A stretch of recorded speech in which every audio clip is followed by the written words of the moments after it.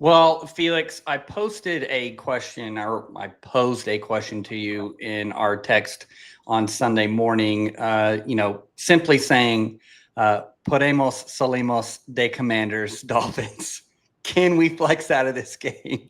I felt bad for the Madrid fan base. I mean, I'm sure they're so happy to see an NFL game over there, but man, what an overtime thriller that we got from the Dolphins and Commanders. Big quotes around that for our audio listeners. Big, huge finger quotes around an overtime thriller. And I mean, I wasn't expecting that much. I was like, oh yeah, there is football on, and I'm like, oh yeah, I'll run to the gym real quick. I'll be back. And oh yeah, game's still tied. Yeah, well, I'll come back. Oh, Marcus Mariota threw an interception to the Dolphins.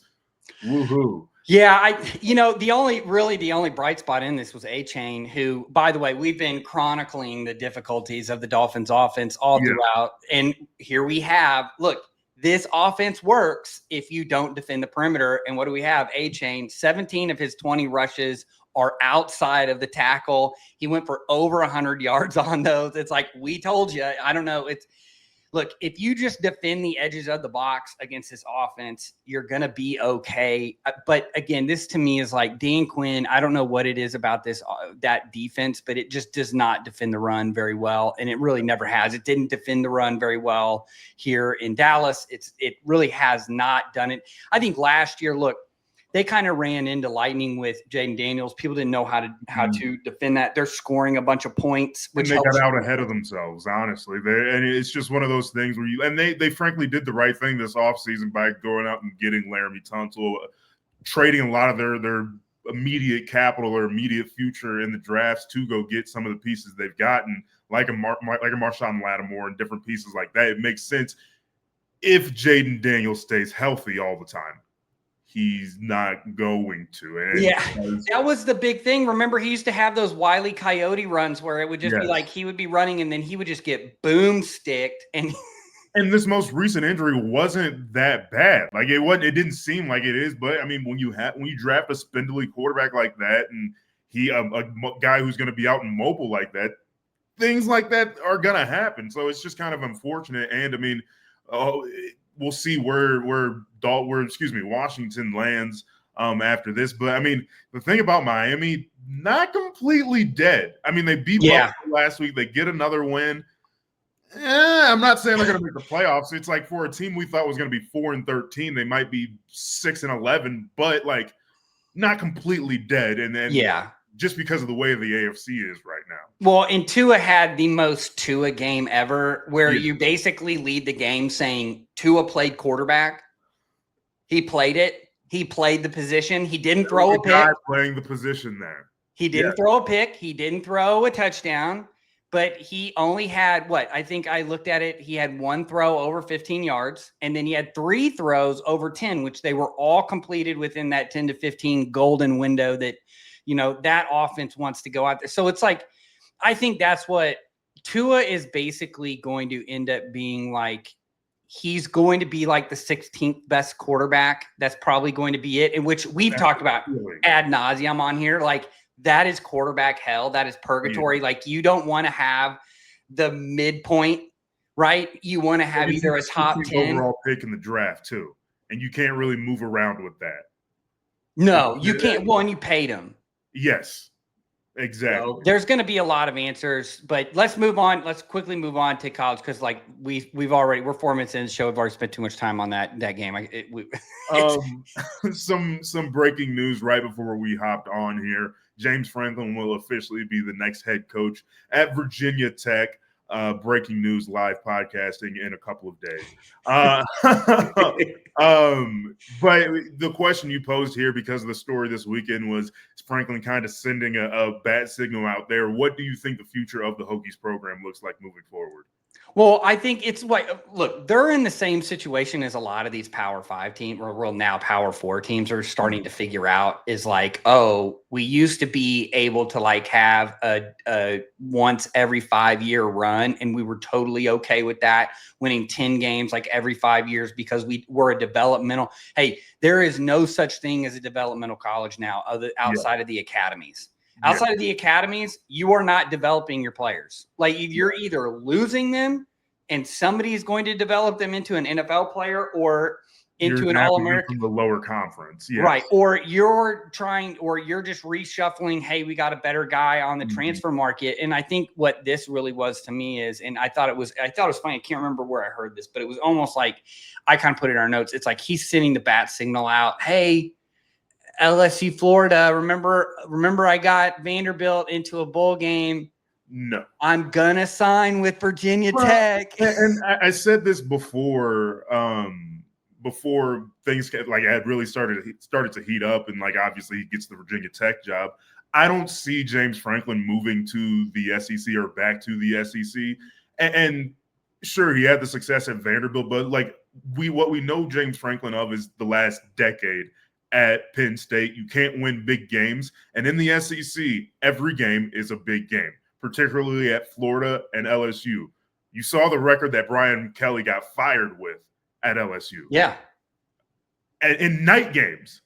Imagine what James Franklin against top 5 teams in the SEC, when you regularly go up against teams like Alabama and Texas and different teams like that, who are going to be in your weight class, if not heavier. And so that's why it's really hard to see James Franklin going anywhere else but where he did, Virginia Tech. Yeah, and to your point too, like to even go with like I think Virginia Tech's a great fit for him. I think that's kind of like the ACC right now is pretty much a free for all. Like nobody really wants to take control of it. I think Virginia Tech, Maryland just came out. They're going to hold on to Loxley. I think here's the thing about Loxley and why I'm going to relate this back to Franklin. But Loxley is a recruiter. He's very, very good in that region. He has a lot of ties right there. I think he's getting some of those kids out of there's a big private school in that area. Maryland, Virginia. Right. But yes, the AD comes out and says, okay, we're going to keep Loxley. It's not necessarily his fault. It's the fact that we haven't really been funding the football team like a Big Ten school. Yeah. And that's my point with like Virginia Tech's they're starting to figure out like you can't half-ass it. If you really want to win and you want to go back to Enter Sandman, where you've got Mike Vick and Fred Smoot walking, or Fred Smoot played for Mississippi State. Anyway, but you get what I'm point. Like the defensive, I mean, remember they used to just have defensive guys all over the place, right? And it's like if you want to go back, same with Florida State. If you want to go back to those days, not only are you going to have to kind of pony up on the NIL side and also with the facilities and what you're paying those. I even go there's a separation now. You would be shocked even in because I was explaining this to my dad the other day of like how there's really tiers even in the G5. If you go and you look at New Mexico and what they pay their offensive coordinator, it's almost twice what they're paying the offensive coordinator at New Mexico State. Now, what you do is you compound that in the P4, and now you've got guys like, you may be making $1 million, but you got a coordinator at Ohio State making $2 million. You just doubled up. So it's like, after $1 million, it doesn't matter. Yeah, well, it does, because at the end of the day, these kids all know it. They want to go to these big programs and they want to get paid, and you're going to have to just get in line. Yeah, and something I can't remember where I heard it from. Kudos to whoever it was this weekend, but I think I heard offensive players will follow a coach. Defensive players want to go to that big school. And Virginia Tech in that area still has some of that cachet, that swagger. So there's something to be exercised there. All right, let's talk about the actual games here. Texas not able to hold up against Georgia, probably a game they needed if they wanted to stay inside of the college football playoff bubble. But they still do have A&M, and they're clearly gettable after the weekend we saw there.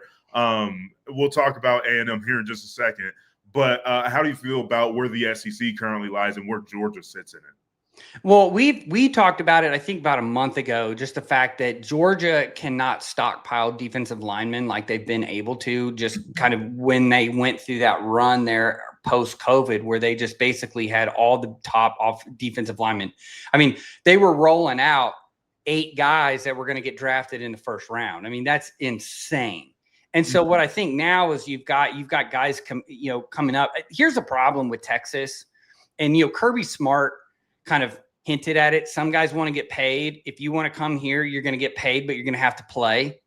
and we're going to hit you and we're going to hit and we're going to be physical and we're still going to play football. That has always 100% been the knock on Texas. It was the knock on Texas when Mac Brown was there. It's the knock on Texas now that Sark's there for whatever reason. And it's like, if you've ever been to Austin, like, especially on that side of town, like it's easy living.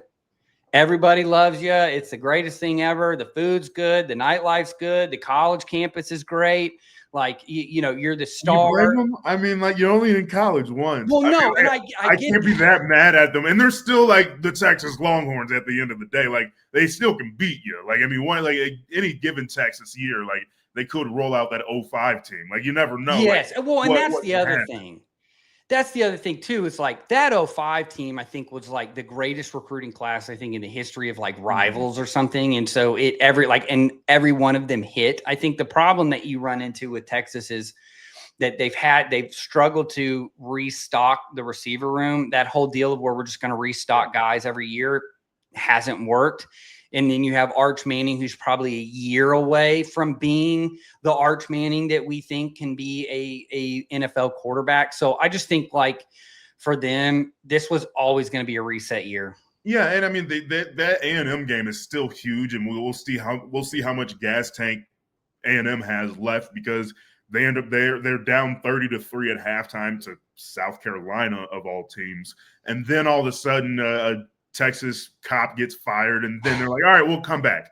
And then we'll come back and win the game 31-30. So how do you feel about where A&M lies, particularly and because of where we're from, Colin Klein and what he's doing with Marcel Reed? Yeah, look, Marcel Reed is going to be a really fun college quarterback. Fullback? The Marcel Reed? I'm sorry. I had to. It's a small mistake, but I had to. But he's the thing with him is he's going to be he's a great college quarterback. He's fun to watch. He's like very offensive coordinator. Yes, and you have the perfect offensive coordinator to run with him. I think what's happening though, A&M's going to be looking at this. I think, can we win a national championship with him? Yeah. And you already ran off Haynes King, who they would probably love to have back. Wigman did, we talked about Houston earlier this year. Houston was kind of rolling there for a little bit. That they got rid of him. They got this kid here that, they really, really like. He's really athletic. But I think if you talk to a lot of people around the draft process, he's a poor man's Jaden Daniels, right? Like, I mean, he kind of is that frail body. That's kind of who your comp is going to go to, right? Is like, oh, well, he kind of looks like this guy is really a throwing quarterback that can run, but then he doesn't really throw the ball that well. If Concepcion can't make some spectacular play either in special teams or on offense, it's really hard for them. They have look. So I like A&M. I think Elko does a really, really good job on defense. He cleaned that secondary up. It took him a second, but he got it cleaned up. They're playing really well. But again, you talk, man, Nick Harbor is someone is going to draft him way higher than he needs to be. He cannot catch the ball. And he's going to make he's the Anthony Richardson of wide receivers. Yes. Where it's like, whoa. But also, yeah, you're like, oh my gosh, when he catches the ball, like it's that meme of like, it didn't work for them, but it could work for us. Dude, that's why I texted you, Chiefs take a flyer on him. Well, let's just see. Yeah.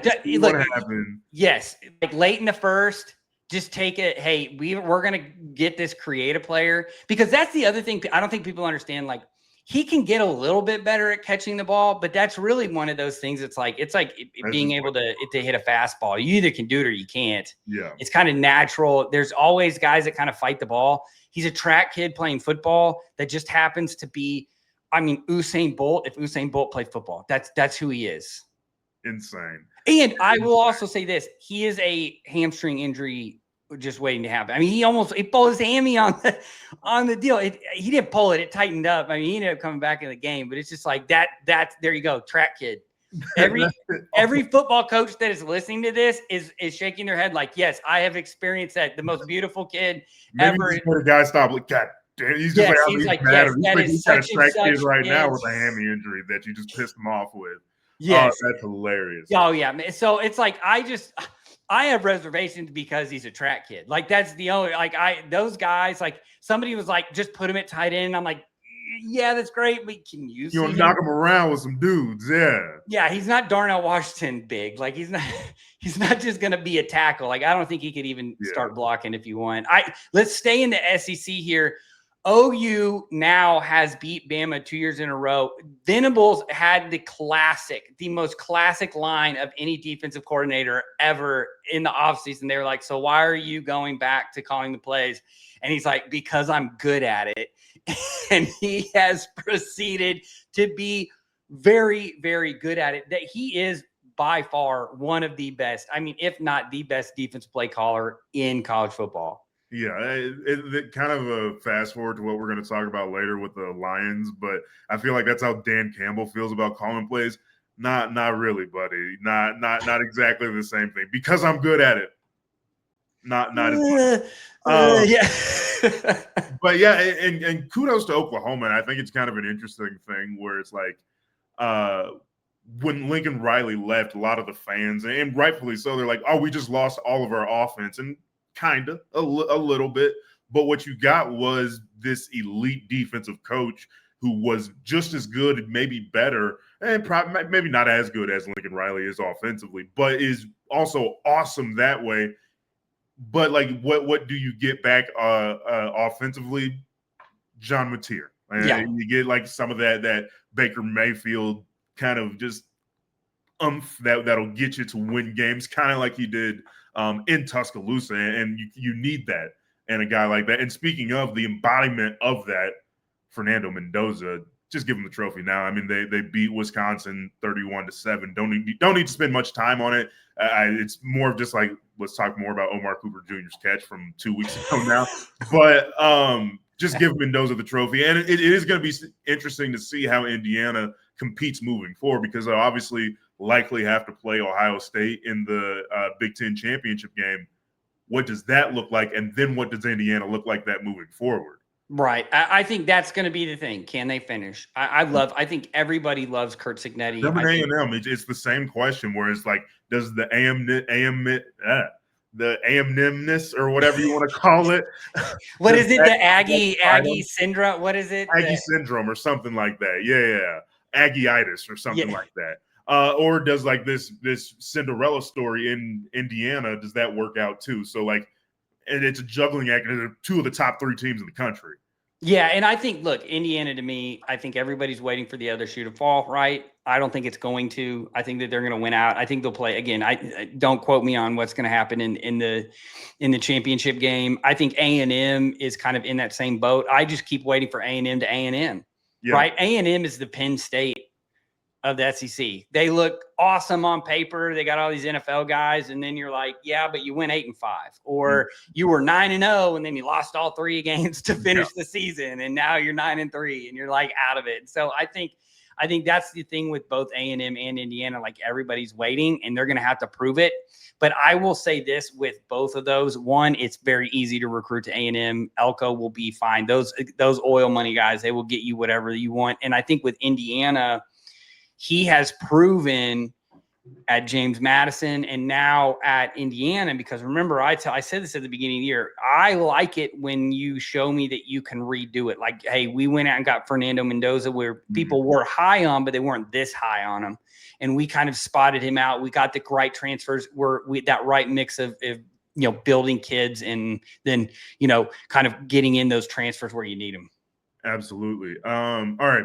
Going to the NFL, I'll be frank with our audience, almost 20 minutes in. I don't really feel like podcasting today, but I'm making him. Yeah, Cody's making me.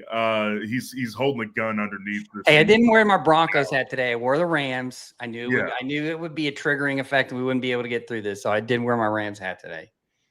Whatever. There are a couple of things I don't feel like talking about today, but we will. Bucs fall to the Bills. After the game was a lot more competitive than the final score ended up showing. I know it's 44-32, so it's like still high scoring shootout, but it felt like the Bucs were going to come away with that multiple times throughout the game, because Buffalo, Josh Allen kept turning the ball over, but also Josh Allen kept doing Josh Allen things. He ended up having 6 total touchdowns on the day. First time since 1954 or something. It's ridiculous. It was ridiculous. But also the shovel pass pick, I do just want to point that out. It's just like, all right, that was just ridiculous. And he even admitted that was just a boneheaded decision. But overall, a big day for the Buffalo offense. Buffalo defense still got a lot of questions to answer. That's my concern. I think, what do you take away from this game? One, the Buccaneers now in several weeks in a row have an opportunity to pull away from the Panthers, of all people, who we'll talk about here in a little bit, but they can't do it. And then you have a Bills defense that just continuously is it's almost horrifying of how bad they are against the run against these teams that can run the ball. I mean, what I think is crazy is that they went for 200 yards on the ground, the Buccaneers did, and they lost. They lost the game. And so it's you look at that and you're like, okay, projecting into this, do we think the Bills can be a Super Bowl team? You have to only say yes with an asterisk, which is if Josh Allen plays like Josh Allen. Mm-hmm. He is the best player. That's the thing is last year he won the MVP, obviously, but it took a lot less of this. And we didn't see these 6 total touchdown games, but I think he ended up having 40 total just because he had a lot of those tush-push touchdowns last year. But nonetheless, they weren't winning the Super Bowl, or they didn't get as close to winning the Super Bowl as they did last year with Josh Allen playing like this. And they lost in the AFC Championship game by 3 points last year without Josh Allen doing that. So, what is that balance where, you love to see it, you need it sometimes, and you need it to come out sometimes. But at the same time, the reason it does come out is because your defense is as bad as it is. Yeah. You can't win with bad defense. And not now. I think what happened to them is we're seeing this actually kind of transition within the NFL right now of where we were built to beat the Bengals and the Chiefs. And we thought the Bengals and the Chiefs were going to be there for the next 5-10 years. And then you look up and all of a sudden everybody's in 12 personnel and they're running wide zone play action and they're running all of this stuff. And now you're too high safety shell, which you and the Chiefs have kind of made the meta, right? Mm-hmm. Along with Fangio in the NFL, or you're oh crap, we have no nose tackle on the roster. Both of our linebackers are basically finesse players. Bernard is essentially a will linebacker. Out has killed them too, for sure. Yeah. And two, I think too, you even big picture, you go to the roster construction on the offensive side and it's look, we like Shakir. Keon Coleman was a healthy scratch yesterday. Right. But what about Keon Coleman? And look, this is the thing is we all, when he came out of the draft, we all collectively as an NFL community were we have to protect this kid. This kid has to be good. He buys his jackets at Burlington Coat Factory. He's one of us. Right. And you buy him in the summer. Right. All of that. And we're dude, this kid's hilarious. We got but look, at the end of the day, you have to produce. And he just has not been that outside presence that they thought they were going to get. They moved on from Amari Cooper, who, by the way, is Amari Cooper still playing football? So it's you don't have a number one guy. And what we've seen is when Kincaid goes out, this offense is terrible passing the ball. You can't just throw perimeter screens to Shakir. And he's out a lot. That's unfortunate, but he's out. He's always got something wrong with him, and that's just it's the NFL, and hopefully you can get it solved. Right, and so you have this off. You have the Bills. This game to me was very interesting because you're looking at two teams with two major fatal flaws. Right, the Buccaneers can actually run defend. Now they didn't do that great against the Bills, but the Bills are known to maul you at home.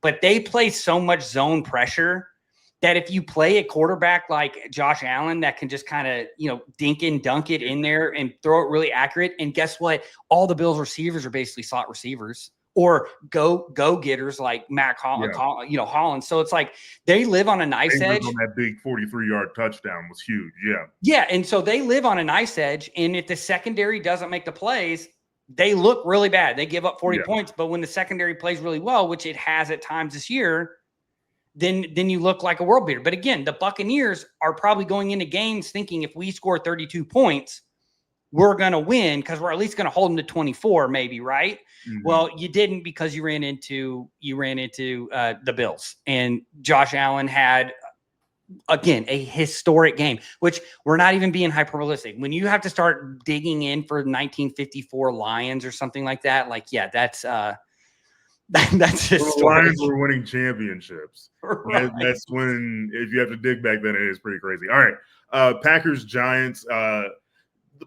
For a while in this one, and you kind of had to watch it because it was just kind of interesting. And Christian Watson coming up with a big touchdown to win the game was phenomenal. But Jordan Love, I think we're kind of out on him, at least you and I. He's fine. He's whatever. The 10th best quarterback in the league at best, but you can see what the Giants defense did to him. And honestly, it looked like famous Jameis was about to pull it out because Jameis Winston didn't play terrible except for the interception. The Giants, to me, are like, I think I would almost rather be a Jets fan at this point, like, because you just know you're terrible. Well, just hear me out. Like, hear me out. Serious? When you're that bad and you have all those first-round draft picks, you're like, okay, there's hope.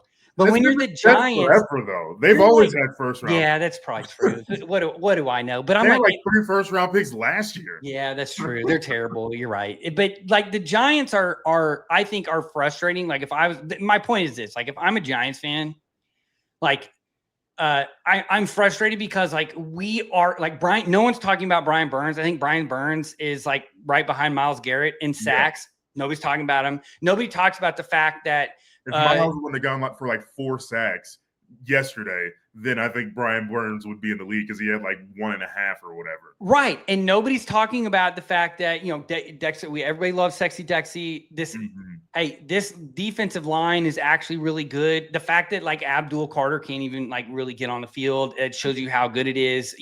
They are, if McFadden wasn't hurt, you could arguably, and Sal, you could argue that this is one of the better linebacker corps. So look, they are a corner and a safety away from being like a top 10 defense. I really like Shane Bowen. I mean, I doubt he'll stay because they're going to hire a brand new coach. But like, I think it was frustrating too because the blueprint for beating Love is out there. The Carolina Panthers, of all teams, who we're going to talk about next, gave you the blueprint. Basically, play shell coverage, which I know I hate that term, but for this instance, it works. Like, literally, don't get beat deep.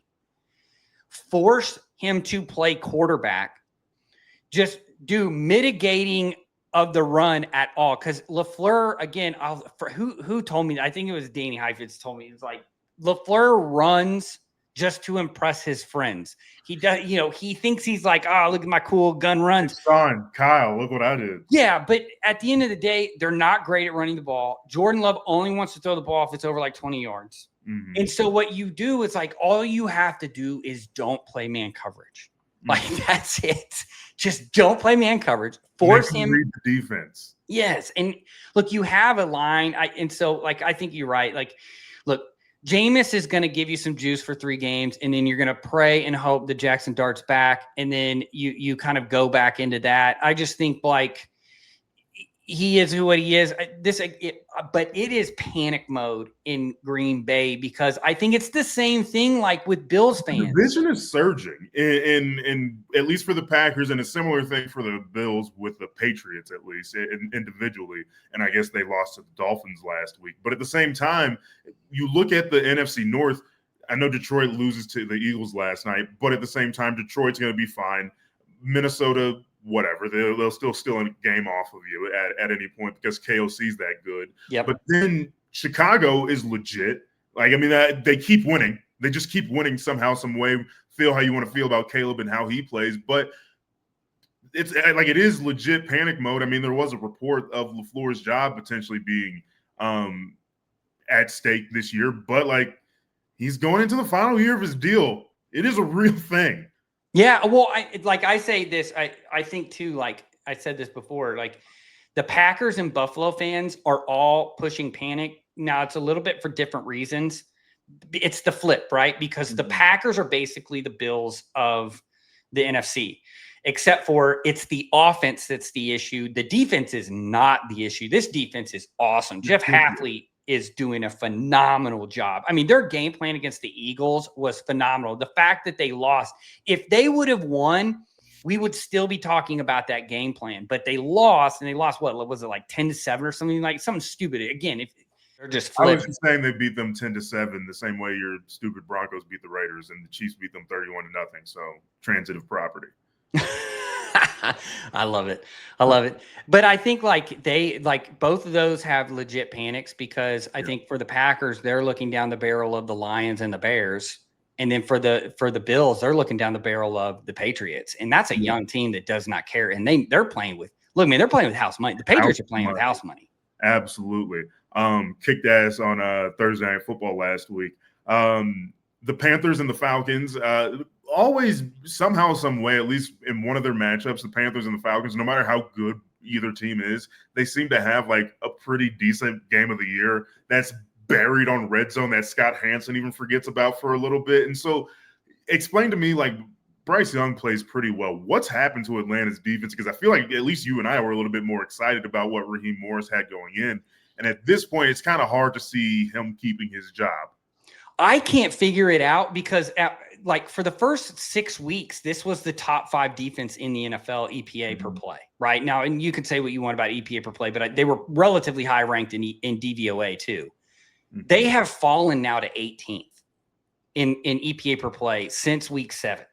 So it's just been a complete collapse. Now digging into it, do they have a bunch of injuries? AJ Terrell's still playing. Jesse Bates is still playing. They still got the rookies at edge. I don't think it's any of that. Like, they were killing people in the run game, and then it just kind of quit. I don't know what's going on there. I think part of the problem too is they played nothing but zone. This has been a man pressure team.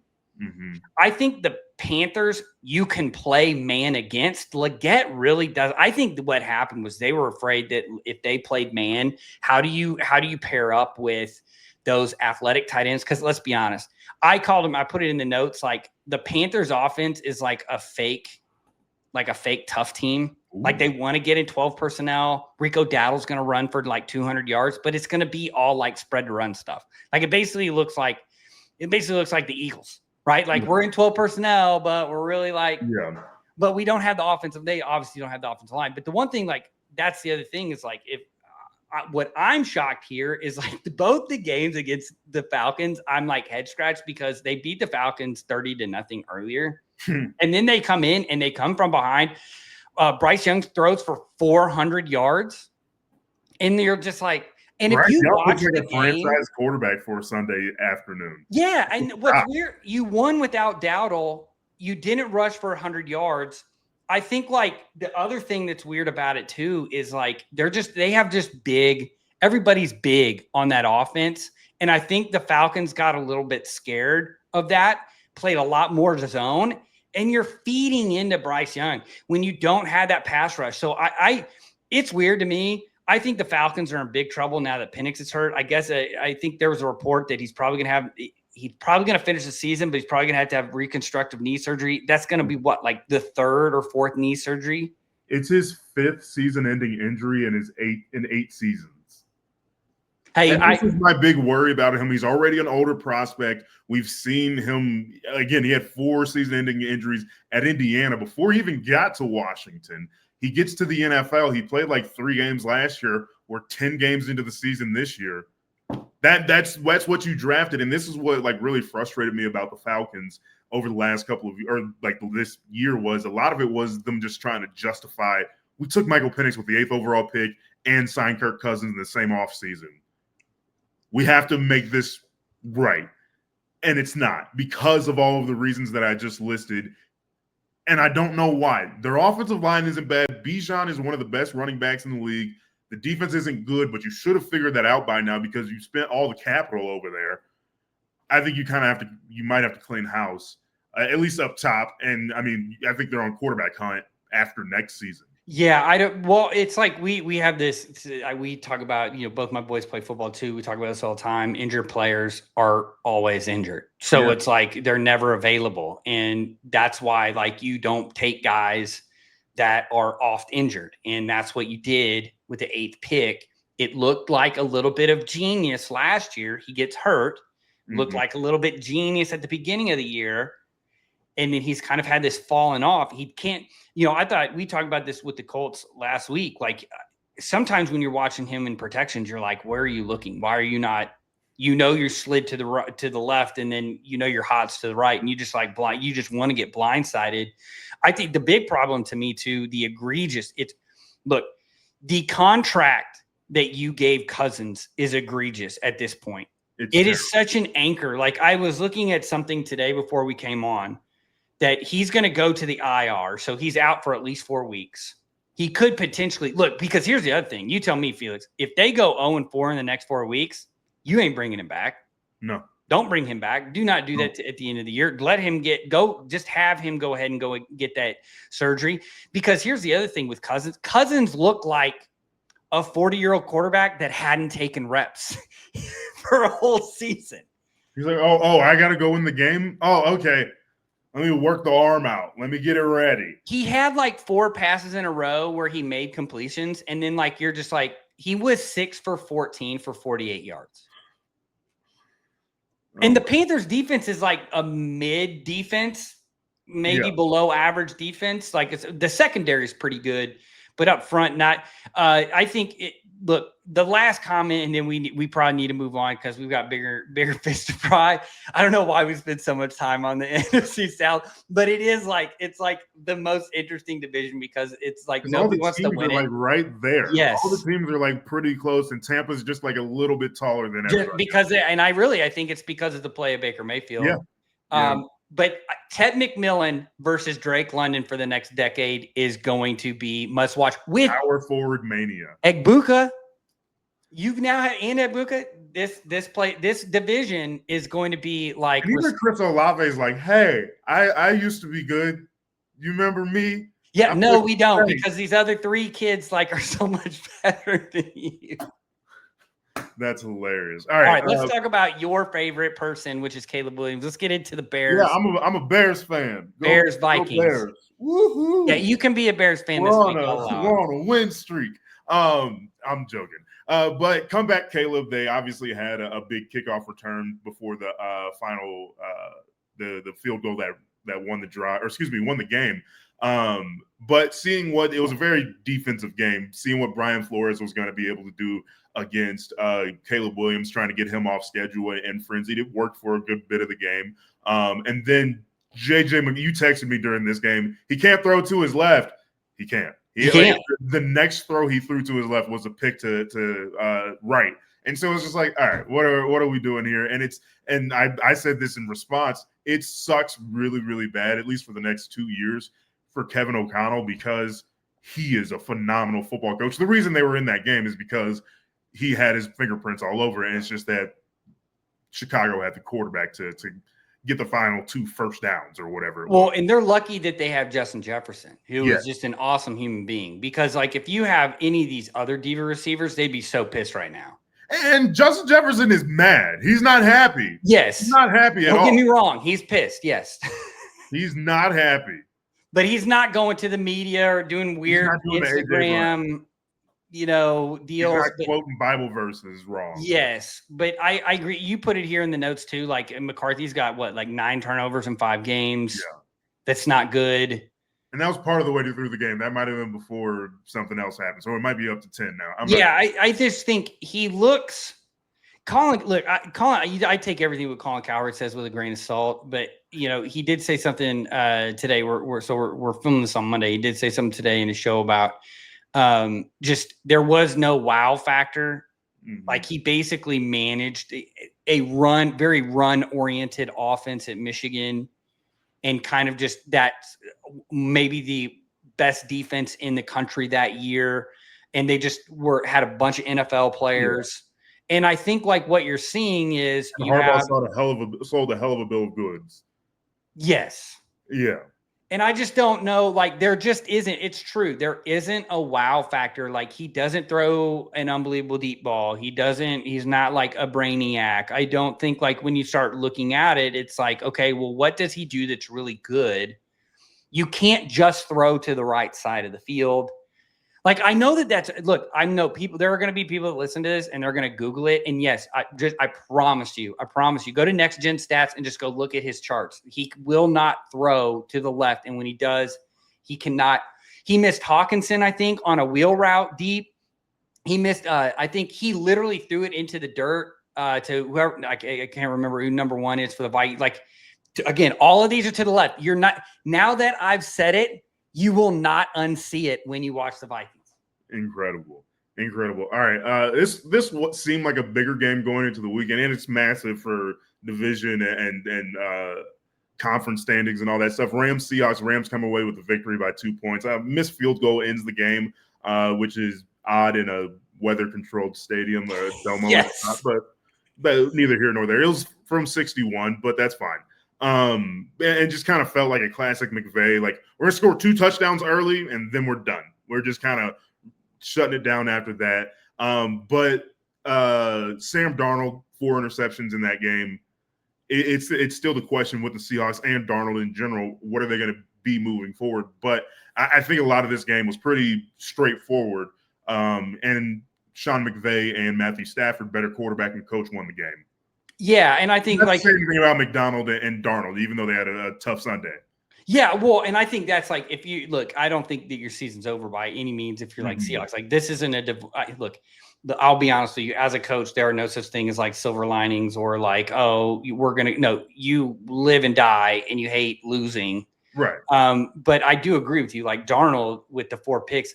Look, Shula had him kind of discombobulated early in the game with some of these coverage rotations. They weren't even necessarily exotic, but Darnold does, when he throws down the field, he has a tendency to really lock on to the player that he wants. And so a lot of these like robber coverages where you're bringing a safety from opposite, that's what ended up being on that really first one. They were playing one robber, and I think it was Kinchins came from the other side of and just literally saw him and just went going. They rotated a lot to Jackson Smith and Jigba, so you're getting the zone double on him.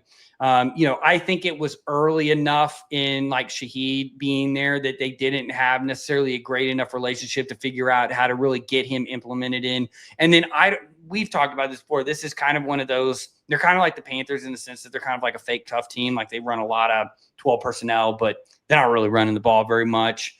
So I think what you got too early in the game, so here's, first of all, McDonald proved his acumen. Early in the game, the Rams were attacking Eamon Worry, their big nickel, number 3, the kid from South Carolina, with a bunch of ISO. So like, they were doing inserts, tight end insert, fullback insert, like receiver insert. They were doing all these like little insert plays. Well, and that's exactly what McVay is going to do to you week in, week out. Oh, they're going to find where the bubble is. Find the thing. Yeah, and they're going to attack it. And so what ended up happening, he just started blitzing the linebacker into that B gap, and then Worry would kind of fold over. And then if you really look after about the first quarter, the Rams' run game kind of had to diversify. It had to move. It really kind of stayed stagnant. It really didn't do much. I think you're right, though. Like, McVay, again, knew exactly what it is. Classic McVay game. Get ahead early, sit on the ball, don't make any mistakes. Let Stafford cook. I think that to me was the big deal. And then McDonald said, fine, we're not going to let you do that. Second half, we'll send a bunch of just, open B gap pressures. Rams disguised it well. Darnold threw 4 picks. If he throws 3 picks, you could probably argue that they win. So that's a game, like, if I'm the Seahawks, I'm walking away and just saying, like, look, if we just clean it up on offense at home, I think we'll be okay. Exactly. All right, Broncos beat the Chiefs. Anyway. No. We have got to talk about this game. Look, I won't be an ass about it, but this is going to be a fun one until Christmas. I cannot believe that this is going to be an awesome game. 2 things, micro, big picture. We're going to ruin your Christmas. Can't wait. Awesome. It happened to me a couple years ago when the Chiefs lost to the Raiders of all teams. I know you can imagine what that's like. Yes. But then macro, big picture, maybe if the Broncos win the division this year, Bo Nix gets a long-term deal, we get to play him every year. Oh, okay, I'll be fine with playing Bo Nix for the next half decade. I'm good with that. Win the division this year. We'll figure it out. We'll continue the dynasty somehow. Well, and that's going to be the question. I mean, and to me, that's like, okay, let's focus on this game. Like, I think the Broncos were perfect for beating the zone pressures for the Chiefs, right? I think Chris Jones even came out, which is very unlike him, to say something like they felt like Bo Nix knew exactly where they were going to be on third down. They thought that they had an answer for everything, which we'll get to that in just a second. But I think like with Bo Nix, it's going to continuously be the question of, is it Bo Nix or is it Sean Payton? Because there will be in almost every quarter, they'll flip over to Bo Nix and he's like, get me the play. Yeah. And Sean Payton notoriously is still with, he's reading out of the Bible to some of these like pulling from paragraph passages. Everybody's tagged from the tackle all the way to the running back of like what they're doing. And it's like, you've got to figure it out at some point and like evolve, like to get it a little bit quicker. I think that this day and age, in the way that we're seeing things, like you need to have a little bit quicker tempo. These quarterbacks are much more comfortable with tempo. I think you have a guy like Aaron Rodgers who, hey, I don't mind going down to 10 seconds. Bo Nix doesn't want to go down to 10 seconds. He wants to get the play, get set up. Let me look at it. Let me rip it. Like, let me play. Let's get going. I think the calls are too long. I think it needs to be modernized. We still do too many perimeter screens, too many running back screens. But how do you defeat zone pressure? That's what you do. I think too, if Nix hits just a couple more of these deep balls that he's kind of missed or that they've had drops, I think we're talking about him in a completely different manner. I think if some of the deep balls weren't missed so big, like they're big misses sometimes. It's just like, all right, Bo, like settle down. Like early in games, he'll just like moonshot a guy. Yes, exactly. All right. From the Chiefs side of things, and I was watching a little bit of NFL Live at work earlier. Yes, I work for a TV station. It's okay if I watch a little bit of TV. But I was watching, and they were talking about how quote unquote bad Mahomes was downfield. That was the game plan, was that he was going to go 29 for 43 underneath the coverage. He hits the one big shot to Tyquan Thornton that ends up being huge in the game. But that was important. I think it was like 1 for 9, like 15 plus yards down the field. But when you have a pass rush like you have in Denver, I think that Kansas City moved the ball as well as anybody has moved the ball on Denver this year. And they almost won. Like, we're going to see a version of this same game on Christmas Day. And it's probably going to be 22-19, hopefully flip the other way. Like, it's probably going to be this same exact game because that's just how you have to play Denver at this point. But again, I think we've seen it's so interesting that the Chiefs have lost every single one-score game. Like, sure, go to 500 from last year being undefeated, but every single one. Again, I think as a Chiefs fan, I'm going to be where everything's going to be fine. I'm just as confident as a Buffalo Bills fan was in 2023 when they were 6-6. Look on the outside, looking into the playoffs. Chiefs are 5-5. Figure it out. They still have the Chargers. Well, and before we get to the Chargers game, I think too, like if you're going to question the Chiefs and look at it big picture wise, the Chiefs defense is now essentially the meta of the NFL, right? Mm-hmm. It is. We do a lot of zone pressures. We play a lot of split field coverage behind it. I mentioned this on Match Quarters last week about the way the Packers went ahead and attacked the Eagles, was that it was a lot of base personnel with quarters. Split field coverages are actually up. Not necessarily quarters, but just split field coverages in general, from cover 2 to cover 4 are up, and cover 6 are all up. I think with the Chiefs, this has kind of become an old scheme. As crazy as that sounds, I think people now know. 3 years down the road. Right. Well, again, I go back to what the Bills were doing, right? Mm-hmm. It's like you thought you were going to go up against Joe Burrow and Mahomes for the next 5-10 years. Well, everybody else kind of caught up. And I think in the NFL, you have to constantly be changing. We looked at, I put it in our notes too, big picture too. Like the Vikings have struggled with this now 2 years in a row, where we're heavy zone pressure, a lot of split field coverages. Teams kind of figure it out. Mm-hmm. They know there are specific weaknesses. I thought Caleb Williams did a great job throwing into the intermediate, into the pressure, and leading his receiver away from the sling backer. So basically, when you blitz a guy, you vacate a zone. you now have to bring somebody else into that zone when you run a 5-man pressure. Typically, that's going to be the guy opposite that guy. Well, there's like a split second that the quarterback can rip it in there. And so you're starting to see this. And I thought that, there was a third down, and I looked at my dad, and I'm like, throw a dig right here. And that's exactly what you got. You got a 5-man pressure with zone coverage. What do? You throw the dig because there's nobody in the middle of the field. I do think that there needs to be a little bit of a refurbishment on offense and defense, because it's got to annoy you on third down that they just won't get in under center and just run freaking duo. Just run the damn ball. Just run duo. Just run the ball. Andy Reid was an offensive lineman at BYU for Jim McMahon. Like that's how deep these ties ought to run. And it goes back 25 years that Andy Reid will not run the football. But good God. And they were running the ball well. They were getting the necessary yardage and they were efficient. It was Kareem Hunt by himself because Pacheco's out. But they were doing, again, I think that they moved the ball as well as anybody could have against Denver. No, and they had the big Kelsey touchdown. That was huge. He had breaking the franchise record, all that good stuff. But it was just the little things where it's just like, Andy Reid, you have the best quarterback in the world. Go for it on 4th and 2 at midfield. It's just do it. That's what bothers me the most, particularly, and then we can move on, is that when we saw them go for the 4th and 17 against Buffalo, when they didn't need to at that point, I was like, okay, maybe we've turned a little bit of a corner. Even if they lose the Buffalo game like they do every year, fine.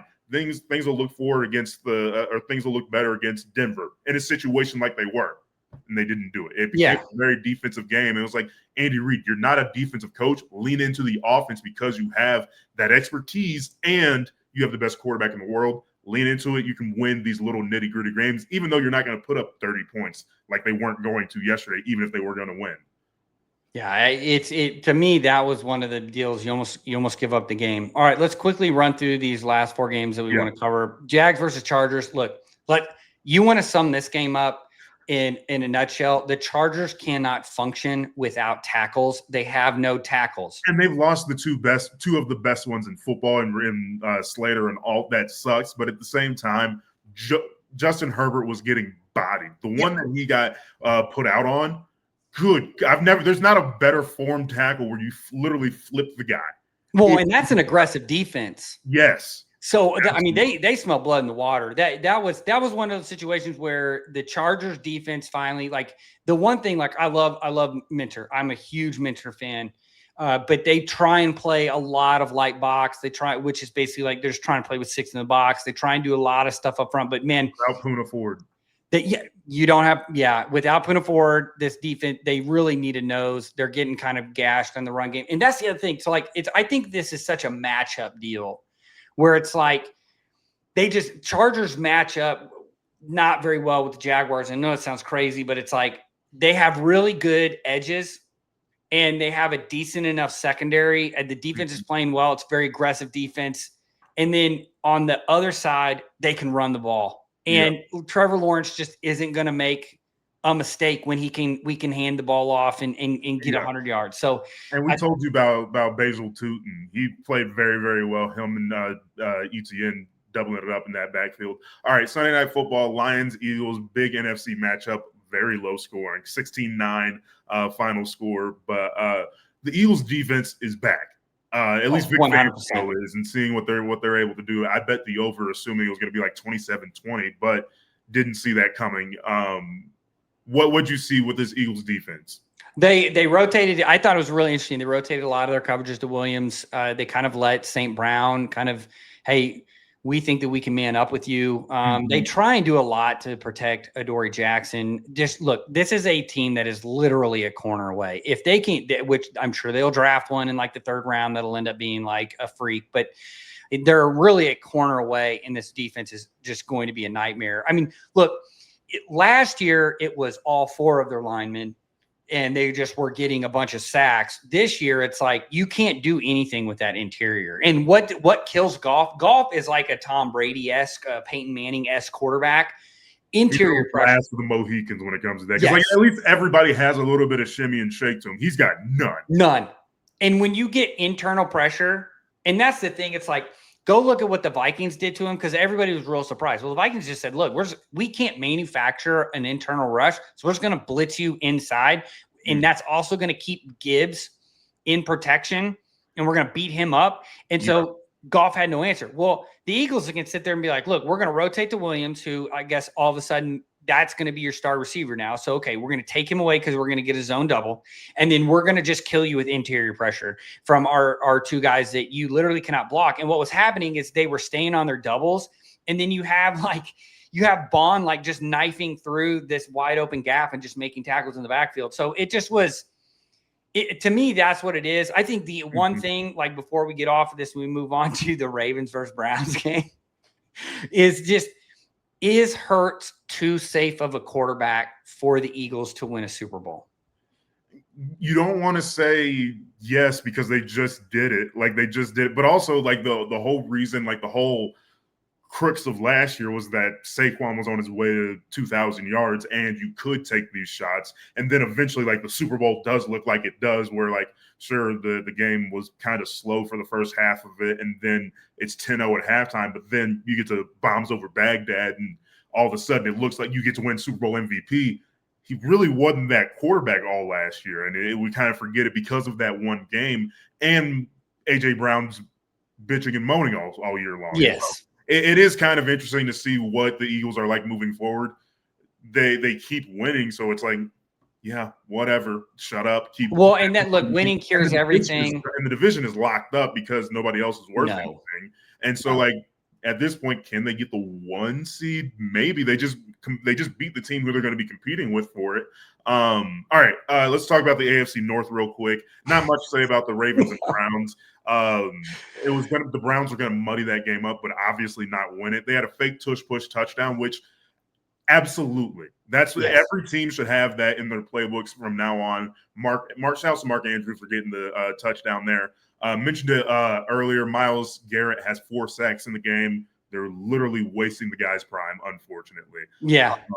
But then Steelers-Bengals, I had a fun line in here. 2 old men fighting in the parking lot of a McDonald's between Joe Flacco and Aaron Rodgers. The final score ends up being 34-12, and so like it looks a little worse than what it was. If you actually watch it, it was just like, neither one of these guys are that good. Oh, yeah, the Steelers have a couple of defensive players that can figure things out sometimes. Kyle being one of them, getting a pick 6. Yeah, and the other problem now, what you're going to have with the Steelers is it looks like Aaron Rodgers has like a broken wrist. And now it's his non-throwing wrist, but it's like these games are now going to get cold. You're in the North. We're heading towards the end of November. You're 40 years old and you're a man that you do not want to get hit. So I think his own left tackle gave him a hug that went to the ground. I get that part of it. But also he got mad at his own left tackle for giving him a hug. Yeah, so I just don't like this. To me, we said it at the beginning of the year, like this is the best team. Like it's gonna come crashing down. I can't figure out, I got asked by a buddy of mine who's like, what's up with the defense? Like Benton and Hayward look awesome one week. And then the next week they looked like I think Chase Brown went off in this game. Like the Bengals don't run the ball. Like they can't run the ball. That's what the Bengals do. And then here you are, and they're able to do it. All right, let's get the Thursday night preview. I actually am excited about this game. Now, it looks like Davis Mills is not going to start. So we're essentially going to have a really good offense versus a really good defense. And then the Texans offense versus go get some chips.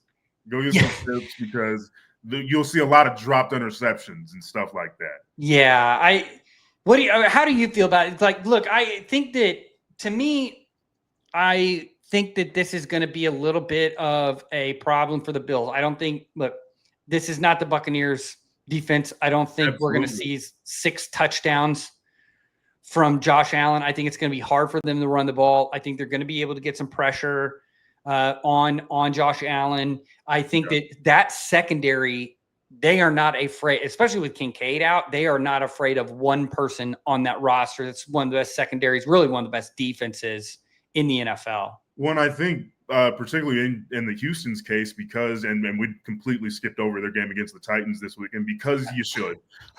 Because we should, yes. But now that the Chiefs have also fallen to 5-5, they go up to 5-5.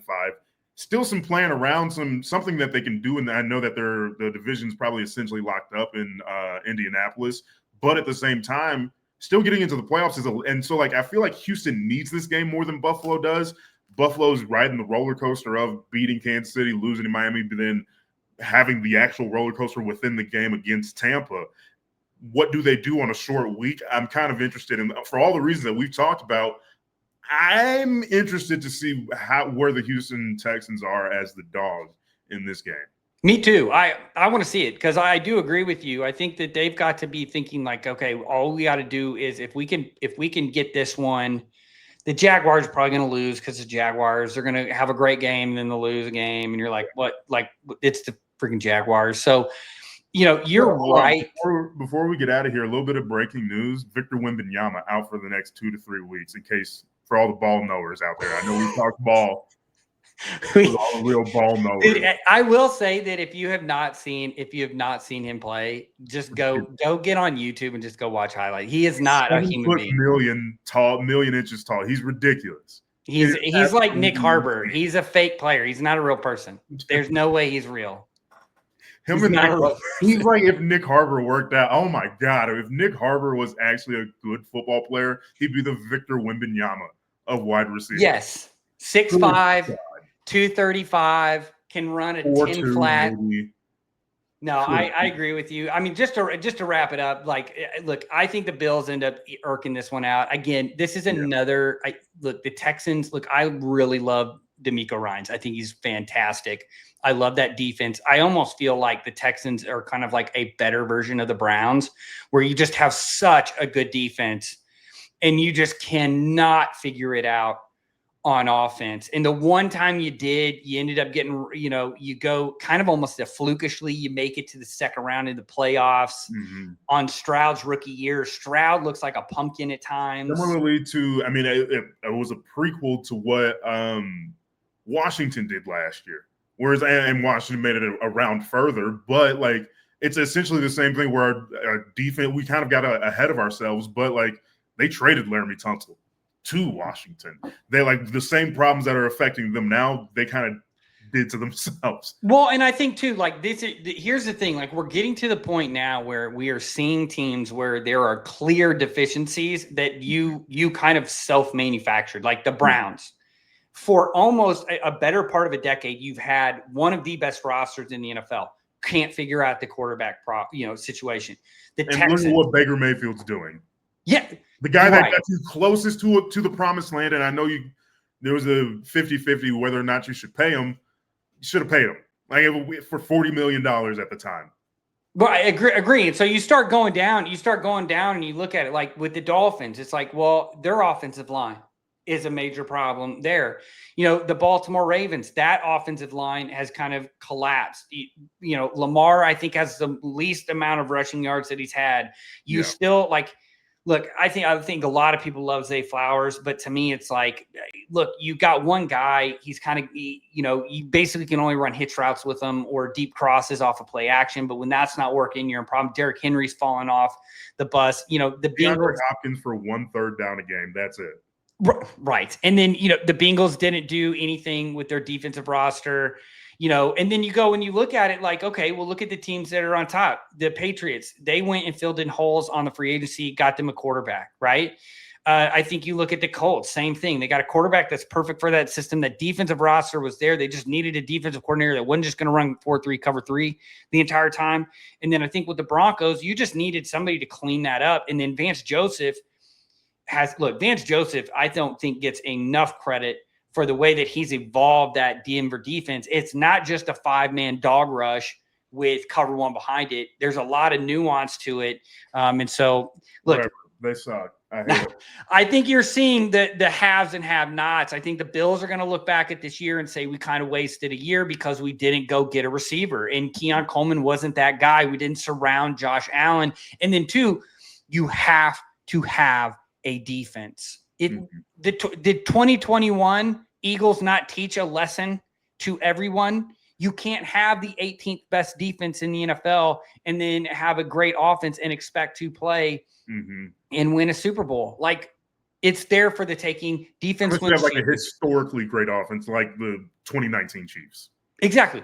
Look, you either have to have something where it's just like nobody, kind of like the greatest show on turf, in which, just things, something like that, where you are just so, statistically so much better than everybody else. Yeah. Where your defense is like, we just need a stop or two and we'll figure it out. Nowadays, man, you can't do that with the way that the game is played, with the way that zone defenses are. You're going to have to be able to run the ball, and you're going to have to be able to stop the run in order to do it. Thanks for joining us on another Let's Talk Ball. Make sure to subscribe, rate, and review us. It helps us out. We're trying to grow this thing. Remember, this is a actual football show that talks about football. Go watch some action. And a little bit of Victor Wembanyama. Oh, yeah, sorry. We will throw in a basketball reference, Felix. Yes, sorry. Go watch some action in the middle of the week.